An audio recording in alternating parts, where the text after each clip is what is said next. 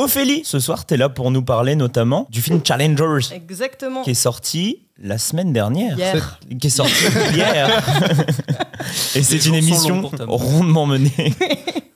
Oui, alors, c'est pas spécifiquement Challengers, mais je parle... Je voulais pas tout spoiler. C'est vrai. Je commence de ce film, donc sorti hier, pas la semaine dernière. Mais ça va, tu vas pas non plus faire sortir à chaque fois. Réalisé par Luca Guadagnino. À chaque fois, je galère sur son nom, je suis désolée. Qui a aussi réalisé Call Me By Your Name, Bones and All et le remake de Suspiria d'ailleurs, avec Zendaya en actrice principale, qu'on connaît dans Euphoria, Dune, Spider-Man, The Greatest Showman et pour les vieux de la vieille, Shake It Up. C'est la série Disney dans laquelle j'étais. Okay. Donc c'est un film que j'ai vu mardi. J'ai vu en avant-première. Perso, j'ai bien aimé. Franchement, j'ai passé un très bon moment. Pour le coup, j'avais vu que Call Me By Your Name et je suis assez touché par le sujet. Et en fait, j'avais trouvé ça une espèce de petite bleuette il me manquait un truc qui venait de tes tripes, quoi. Ouais. C'est un truc qui est censé parler d'une amourette qui va se terminer, d'un amour d'été. Et en fait, t'as pas cette espèce de sentiment pressant de... ça va s'arrêter en fait à un moment et tout ce que je suis en train de vivre, ça a une fin et ça devrait être une tragédie, un truc qui te prend aux tripes, un truc hyper sexuel et sensuel et en fait il y a jamais ça. C'est très timide sur... Oui, c'était vraiment très timide. En fait ça effleure vraiment, ça reste juste au-dessus et tu attends un peu plus et ça va jamais plus loin. Tout ce qu'on disait sur l'intensité sexuelle et tout ça qu'il n'y a pas dans Call Me By Your Name, bah là, pour le coup, dans Challengers, elle y est. Ouais. Ça y va à 100%. Et c'est pour ça que, franchement, j'aimerais bien revoir en fait, Call Me By Your Name après avoir vu Challengers. Parce que, résultat, j'avais pas vu les autres, toute la filmographie de Guadagnino. Parce que je pense qu'il y a des trucs intéressants et qu'il y a des trucs que j'ai loupés. Parce que Challengers, c'est assez exceptionnel. Ouais, pour le coup, Challengers... Donc toi aussi, ça a été un coup de cœur pour toi. Ouais, clairement. J'ai vraiment passé un super moment. T'as vraiment l'impression d'être au cœur d'un match de tennis alors qu'ils sont pas en train de faire un combat. Un combat. J'ai vu Monkey Man, très bon film. Ah ouais. Elle confond les deux. Dans lequel où il y en a un, il fait des arts martiaux. Récemment, là, j'ai vraiment fait plein de films. Vraiment, le choix de réalisation est vraiment top. L'intensité et l'alchimie qu'il y a entre les trois acteurs est super. Genre, elle transparaît, elle transpire vraiment à l'écran. Et ils sont tous vraiment, genre, ils se donnent une super réplique. Ce qui est vachement cool, c'est que tu parlais de l'intensité du match de tennis et tout ça. Pour ceux qui veulent pas aller voir le film parce qu'ils en ont rien à carrer du tennis, un peu comme moi. Désolé pour les fans de tennis. Désolé pour Quentin. Quentin, chroniqueur habituel, extrêmement fan de tennis. Vraiment rien à carrer du tennis. Et le film est incroyable parce que ça parle pas de tennis en fait, tout simplement. Et ce qui est super cool, c'est que toutes les scènes de tennis sont filmées comme des scènes de sexe et toutes les scènes de sexe sont filmées comme des scènes de tennis. Et ça, l'inversion au niveau de la mise en scène. Enfin, ceux qui vont le voir, regardez un peu comment ils filment de temps en temps. Il y a une scène de sexe qui filme en plan séquence et à un moment ça fait tac, tac, tac. Et c'est exactement comme Zendaya qui est dans la scène de tennis et pour la caméra est super, elle fait rien et elle fait juste ça comme ça. À un moment elle s'arrête. Enfin, il y a plein de moments qui sont vraiment qui disent tout. C'est vraiment comme pour ceux qui ont vu La Passion de Dodin Bouffant. Dodin Bouffant, c'est toutes les relations entre les personnages passent par la bouffe et en fait dès qu'ils parlent ça veut plus rien dire et c'est limite ça sonne faux dans Dodin Bouffant. Tous les dialogues sonnent faux parce qu'il y a que la bouffe qui va donner exactement quelle relation à quel personnage, tout ça. Et là c'est exactement la même chose avec le tennis en fait. C'est le match de tennis qui va donner les relations entre les personnages. Après t'as une utilisation de la musique dans Challengers. La musique qui est incroyable. Génial.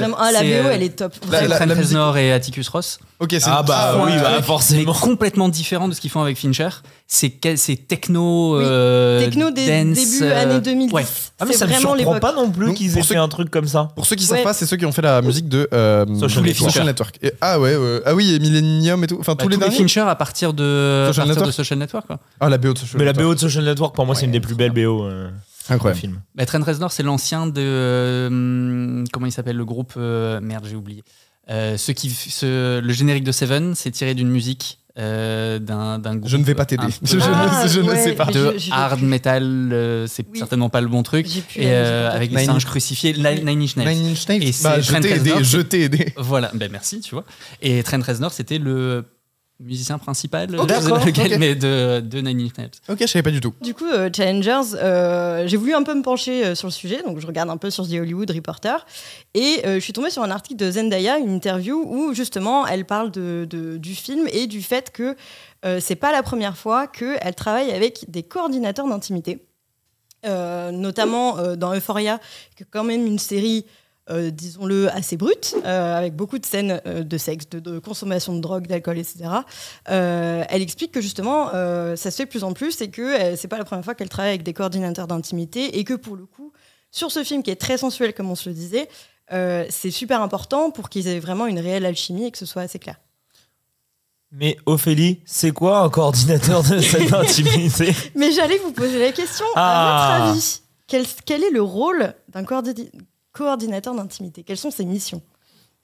Moi, je dirais que c'est une personne qui est là pour mettre en confiance lors des scènes d'amour, mais peut-être aussi des scènes de nu.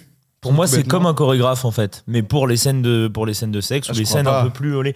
C'est comme un chorégraphe, c'est-à-dire bon bah tu fais ça comme ça, machin, pour mettre en confiance les acteurs, pour que tout soit très cadré et que ce soit pro au maximum et qu'il n'y ait pas de moment de gêne ou quoi que ce soit. Ouais, qu'ils se sentent en confiance et tout, genre l'anti-vie d'Adèle quoi. Ouais. Oui. Qu'elles ne ressortent pas traumatisées les actrices du tournage. Oui, alors il y a de la vérité dans ce que vous avez dit, mais il n'y a pas que ça. Il y a beaucoup de conneries aussi. Il y a énormément de Oh là là, vous en avez dit des merdes. Non, il n'y a pas que ça. Alors juste pour revenir à la base, c'est un métier qui a été créé originellement en 2016. Ah oui, donc moi justement je me disais, c'est un truc dont on entend parler depuis assez récemment. Ouais. Mais en fait c'est vraiment très récent. Oui, okay. ouais, c'est vraiment super récent. Officiellement, du coup, il a été créé en 2016 par l'Intimacy Directors International, qui s'appelle aujourd'hui Intimacy Directors and Coordinators. Okay. Donc c'est une organisation à but non lucratif qui a du coup mis un nom sur ce métier et commencé à du coup le légitimer au milieu par rapport à l'industrie du cinéma. Et donc le rôle d'un coordinateur d'intimité, t'inquiète, c'est chiant à dire. Ouais. On comprend, on compatit. Je veux dire, de cette personne, elle veille du coup au bien-être des acteurs qui participent du coup à des scènes d'intimité. Donc ça peut être des scènes d'amour, ça peut être des scènes juste de baiser, ça peut être aussi des scènes assez difficiles comme des scènes de sexe non consenti. Donc qui va avoir pour rôle d'être le point de contact entre les acteurs et la production. C'est-à-dire que s'ils se retrouvent à faire une scène où l'acteur est mal à l'aise ou où il y a des choses qui ils se sentent pas vraiment à l'aise de faire ça, ou il a envie de le voir autrement, cette personne va l'aider à du coup retravailler la scène, avoir une autre approche sur cette scène-là et parler à la production pour lui dire moi cet acteur il sent pas trop de faire ça, est-ce qu'il y a moyen qu'on puisse trouver un terrain d'entente, retravailler un peu le truc. Et en fait c'est super important parce que avant les acteurs, imagine t'es un acteur de 23 ans, t'arrives, t'as décroché ton premier gros rôle et tu te dis ça y est j'ai mon truc. Le réalisateur il te dit voilà tu fais cette scène là. C'est un en plus l'environnement du tournage, si t'es pas en huis clos en plus ça peut être un environnement hyper pesant. Oui c'est ça. Et du coup s'ils se sentent mal à l'aise, il va dire je suis pas à l'aise mais j'ai toute ma carrière sur mon dos là, c'est le début, je vais rien dire parce que si je dis quelque chose j'ai peur que ça me retombe dessus. Et en fait du coup le coordinateur d'intimité va être là aussi pour enlever ce poids sur les épaules de l'acteur et lui dire c'est bon, tu peux me dire ce qui te va pas, le consentement c'est important moi je vais gérer le truc et t'inquiète ta carrière tu peux la continuer quoi, il y avait pas de souci. C'est marrant, il y a ça pour les enfants. Coordinateur d'intimité non, mais non, pour les scènes de sexe non consenties. Tommy se calmer. Non, il est en train de se calmer là. Je disais, c'est qu'il y a ça pour les enfants en fait. Tu sais, les enfants ils ont des accompagnateurs sur les tournages. Ils ont des personnes qui les guident aussi à travers le truc, qui les aident à faire les scènes, etc. Et c'est vrai que pour les scènes les plus délicates, je comprends grave que même pour les adultes ce soit hyper utile en fait. Petite question à la con, mais tu sais d'où est-ce qu'il y a eu un film qui a fait en sorte que Je vais y venir. Oh là là. Spoil, pardon, excuse-moi. Non, du coup, c'est une personne qui va aider du coup les acteurs à exprimer leurs limites, leur consentement. Par exemple, j'accepte que tu me caresses le visage, mais j'ai pas envie que tu passes ta main dans mes cheveux. Des choses vraiment des fois qui tu dis bon ça va, mais en fait ça dépend des personnes, ça dépend de ton envie, de comment tu te sens avec toi-même.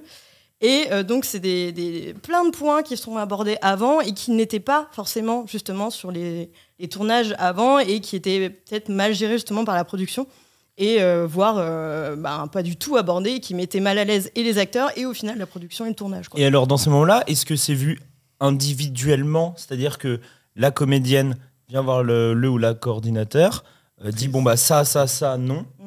Que l'acteur vient, dit ça, non.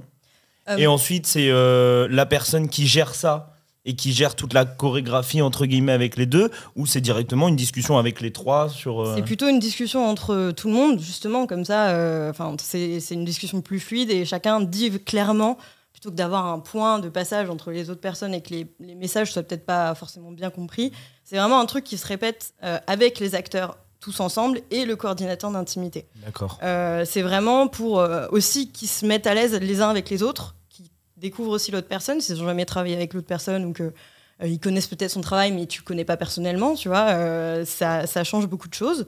Et en fait, c'est un... Il y a Mister HS qui demande si c'est un métier exercé par des femmes, parce que quand ils entendent parler de ce métier, c'est souvent des femmes qui s'en occupent. C'est vrai que moi aussi, j'ai souvent entendu parler de femmes, mais... Ouais, plus souvent, c'est fait par des femmes. Pour autant, je pense que tu as aussi des hommes qui le font. Hein. Mais pour le coup, les pionnières sont vraiment des femmes. Ok. Qui s'appelle Ita O'Brien, qui est une Anglaise, qui a publié le Intimacy on Set Guidelines en 2016. Et aux États-Unis, tu as Alicia Rodis, qui est la pionnière aux États-Unis, qui fait partie en fait de l'organisation dont j'ai parlé un peu plus haut, les Intimacy Directors and Coordinators. Donc c'est principalement géré par des femmes. Moi, quand j'ai fait mes recherches, c'est vrai que dans les organisations qui disent, voilà, si vous voulez des formations, etc., on gère tout ça. Dans les boards, c'est souvent des femmes. Mais je pense que tout autant, tu peux avoir des hommes qui peuvent faire ce métier. Hein. Et aujourd'hui, d'ailleurs, c'est devenu une espèce de norme à Hollywood. Oui. Alors, ça se fait de plus en plus parce que, en fait, ils se sont rendus compte que déjà, tu as beaucoup de temps qui est, par exemple, alloué au combat. Genre, les scènes de combat, tu les répètes, tu les pratiques, c'est une chorégraphie, comme tu disais. Et en fait, ils se sont rendus compte que pour les scènes intimes, les scènes, même sur des scènes de baiser, c'est pas du tout préparé et c'est pas du tout répété avant. Et donc on dit aujourd'hui tu vas embrasser 1000 fois cette personne et bonne chance. Et en fait, dans l'ombre, avant que ce soit vraiment dit officiellement en 2016, voilà, on a ce métier. En fait, tu as beaucoup de personnes des professionnels qui se sont dit c'est vrai que c'est pas normal qu'il n'y ait pas de temps alloué, qu'il n'y ait pas de répétition. Ouais, de préparation. Et donc, tu as certains professionnels qui ont commencé à créer des guidelines et des méthodologies pour pouvoir gérer ce genre de scène. Donc, tu as des guidelines sur plein de types de scènes différentes, mais c'est générique, c'est pas du cas par cas. Et en général, c'est plutôt du cas par cas sur des tournages, hein, ça dépend de certaines scènes. Et en fait, donc c'est quelque chose qui a été créé au fur et à mesure des années. Et c'est pour ça qu'en 2016, il y a eu ce métier qui a été officiellement annoncé. Et en fait, ta question de tout à l'heure, où tu demandais « Mais qu'est-ce qui a fait ? Pourquoi ?» Et ben en fait, c'est avec le hashtag MeToo et l'affaire Weinstein en 2017 ils ont vraiment été beaucoup plus souvent invités sur les plateaux de tournage.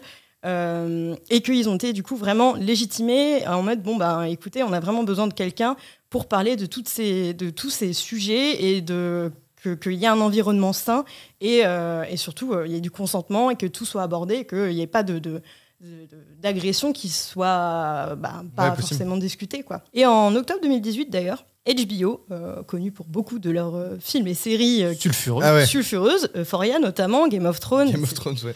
Sex and the City aussi. Dans la saison 1 où genre c'est festival du cul. Dans toutes les saisons, c'est festival de cul, non ? Après ça se calme. Okay. Ouais, mais c'est True Blood aussi qui était bien. True Blood, ouais. À l'époque. Ouais, très trash. C'est une des premières à être.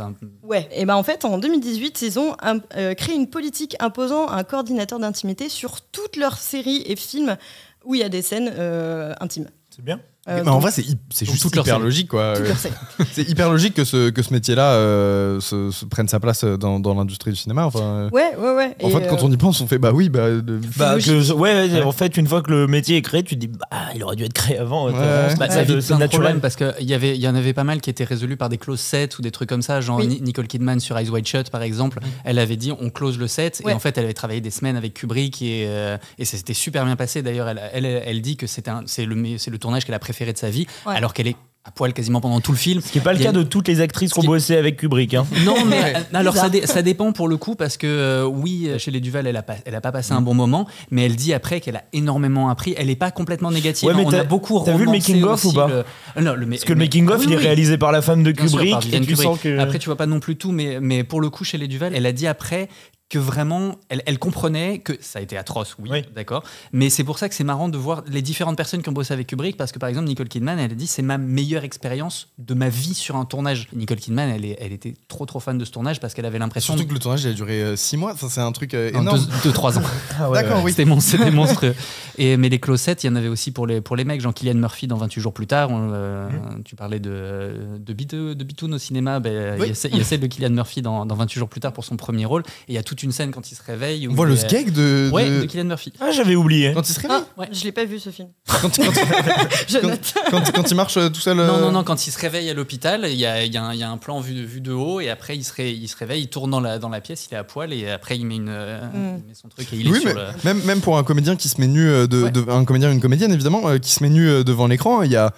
Je sais pas, ça me paraît logique qu'il y ait une personne qui vienne l'accompagner, qui vienne lui dire voilà, qu'est-ce que tu veux faire, comment tu veux qu'on montre ça. Enfin, tu dois te sentir hyper mal à l'aise, que ce soit pour les femmes ou pour les hommes aussi, à part par si rapport à comment on va le montrer, comment ça va être. À part si t'as très confiance en toi, très confiance en ton corps et que tu t'en fous. Là, mais t'as la personne en face quand même. Là, dans le chat, on nous dit Sharon Stone dans Basic Instinct, apparemment, c'était pas hyper réglo, c'était pas toujours réglo à la manière. En fait, non, parce qu'il lui a dit qu'elle serait pas filmée. Ouais, c'est ça. Ça, c'est mal. Oui, ça c'est mal. Mais après, c'est Verhoeven, toutes les femmes ont adoré bosser avec lui et c'est un grand cinéaste de la femme aussi. Et c'est pour ça que c'est particulier ce truc avec Sharon Stone. Elle était pas contente pour ça, mais elle était contente pour le reste. Enfin, c'était souvent au cas par cas. Et là, c'est bien que effectivement pour éviter ce qu'on disait sur ce qui s'est passé sur la vie d'Adèle et tout ça.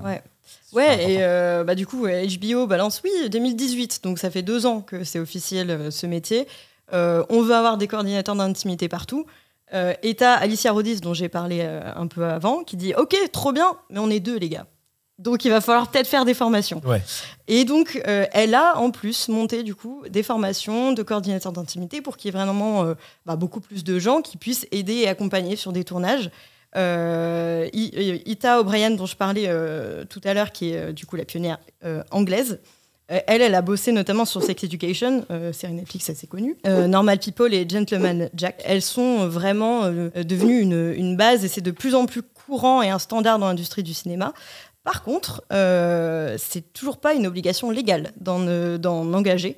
Donc tu peux toujours avoir des tournages aujourd'hui qui se font sans coordinateur d'intimité. Et en fait, en faisant mes recherches, je me suis rendu compte que tu as énormément de scènes et de situations qui peuvent être concernées pour avoir ce genre de personnes sur set et où tu penses pas forcément. Genre justement, quand je parle des scènes de baiser, tu dis c'est une scène de baiser. Mais en fait, non, pas forcément. Tu as des scènes, des fois, c'est juste des trucs où d'un point de vue extérieur, tu te dis ça va, c'est tranquille. Et en fait, tu as plein de paramètres qui rentrent en compte et qui peuvent, du coup, être utiles pour engager une personne comme ça. Et bon, moi, je suis assez pour que ce soit une obligation légale d'avoir une personne comme ça dans un set et dans une équipe de production. Aussi pour protéger les acteurs en soi. Parce qu'ils ont aussi pour rôle de, si jamais, justement, il se passe quelque chose, type une agression, les acteurs ou autres personnes peuvent aller voir un coordinateur d'intimité pour dire voilà, il s'est passé ça.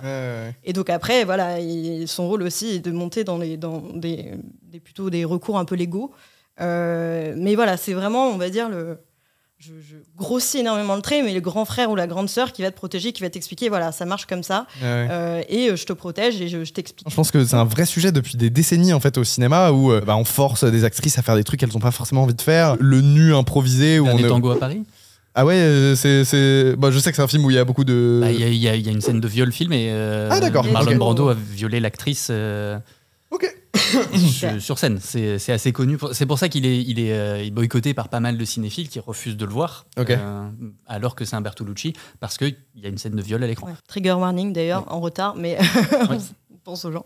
Et du coup, tu as de plus en plus d'acteurs qui soulignent l'importance de ce genre de métier, notamment Emma Thompson, qui en parle surtout à la sortie du film Léo Grande. Je sais pas si vous l'avez vu, mais concrètement, le pitch, c'est une femme qui a, je crois, 50-60 ans et qui décide d'engager un gigolo pour découvrir ce que c'est un orgasme. Donc vraiment, c'est centré autour du sexe. Tu as aussi Ewan McGregor, il a fait une série là, qui vient de sortir qui s'appelle A Gentleman in Moscow, disponible sur Paramount+. On l'a pas dit, mais tu bosses. Donc pas encore. Oui, je bosse pour Paramount+. Donc tu viens pour faire ta pub. Exactement. Nous ne sommes pas sponsorisés. C'est pas encore dispo en France, mais bientôt, abonnez-vous. Bientôt. Non, et donc il explique que justement, lui, dans cette série, il joue avec sa femme, sa réelle femme, et ils ont une scène justement de sexe, et il explique justement le fait que avoir un coordinateur d'intimité pour ce genre de scène, c'est super important aussi quand même ton partenaire de jeu est ton partenaire dans la vie. Parce qu'il faut détacher aussi le pro du perso et te dire, alors je suis nue en face de plein de gens, mais en plus je suis nue avec ma femme en face de plein de gens. Et en fait, voilà. Ewan McGregor. Ewan McGregor, cet homme magnifique. Quel beau gosse. Je kiffe ce mec. Qui est en couple avec une actrice que j'aime bien. Il est plus avec la française? Non, il a le couple goal ultime avec Mary-Elizabeth Winstead. Marie-Elizabeth Winstead. Franchement, ils ont le couple goal ultime, ils sont trop mignons. Et elle dit, j'ai été dans une relation toxique toute ma vie et j'ai rencontré Ewan McGregor et maintenant tout va bien. Genre ils sont trop mignons. Non. Et du coup, le petit extrait qu'on a vu là de l'interview d'Ewan McGregor, on a vu une petite tête d'une femme juste à côté. Et c'est un compte TikTok qui s'appelle Intimacy Coordinator, et c'est une femme justement qui fait ce métier-là.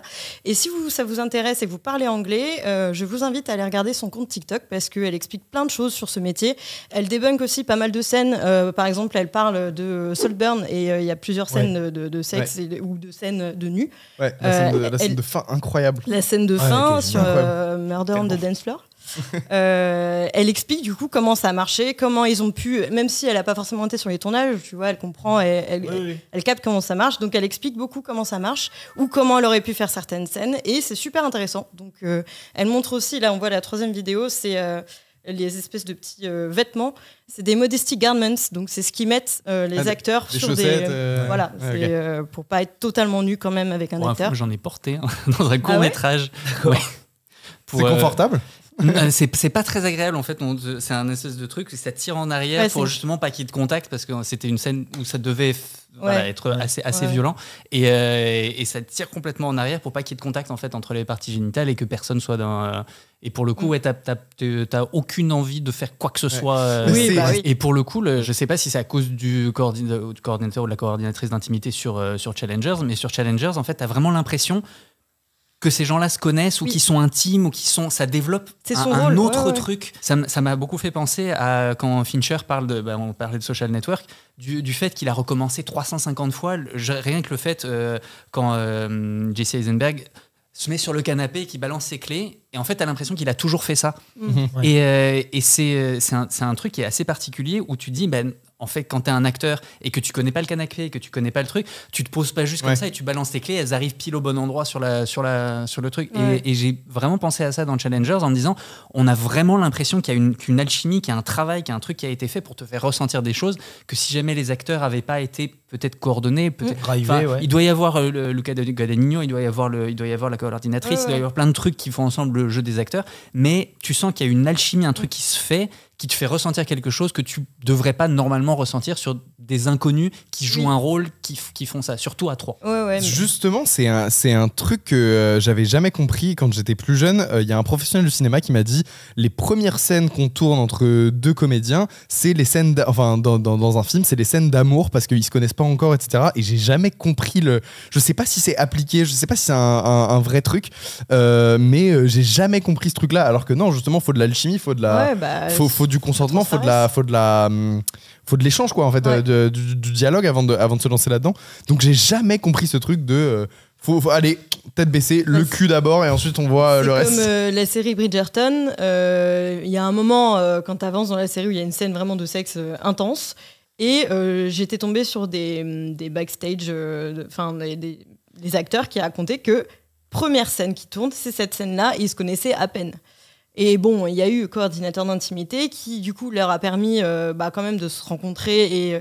Et c'est ce que t'expliquais sur Challengers. En fait, son rôle aussi, c'est de créer une alchimie entre les acteurs qui se connaissent et qui se comprennent, en fait.